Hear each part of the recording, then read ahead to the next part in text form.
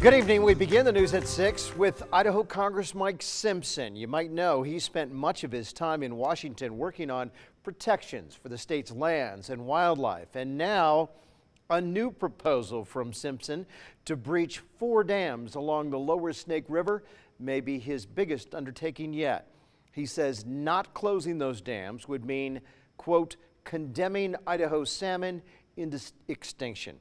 Chase Biefeld gives us an outline of the congressman's concept. And Chase, this isn't legislation, rather a what-if scenario with a very controversial element to it, and it would be coming at a very large price. Give us the details.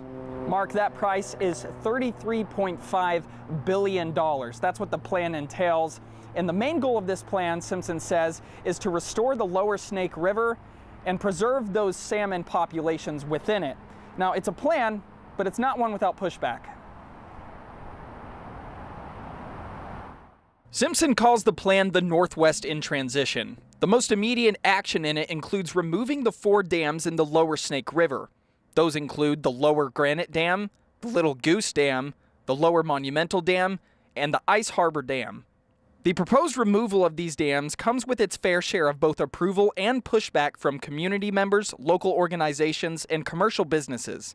Removing the dams on the lower Snake River could create economic and logistical problems for farmers and ranchers along the lower Snake River who rely on the dams for transportation of crops, irrigation, and electricity.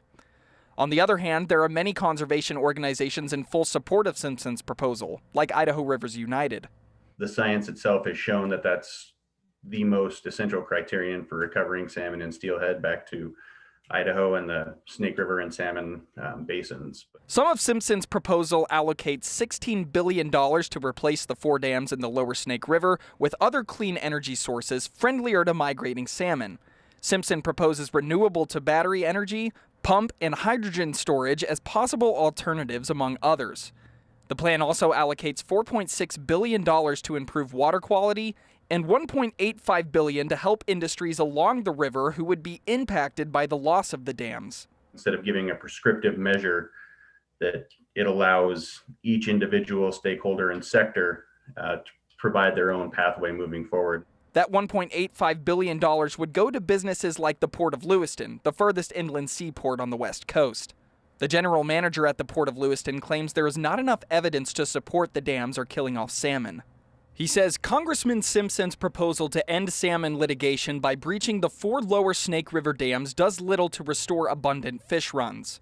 His proposal throws billions of taxpayer dollars at unproven ideas and provides no explanation on how his ideas would be implemented. He says the port is in discussion with the congressman on his proposal. Here's what Representative Simpson has to say about his plan. He says, what do we want the Northwest to look like in 30, 40, or even 50 years? We can seize this chance to shape our future if we resist the urge to make snap judgments and instead work together to solve these issues once and for all.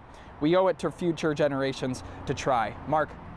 This is a debate that's been going on for decades in this part of the country, Chase. I think the representative just took it up a notch.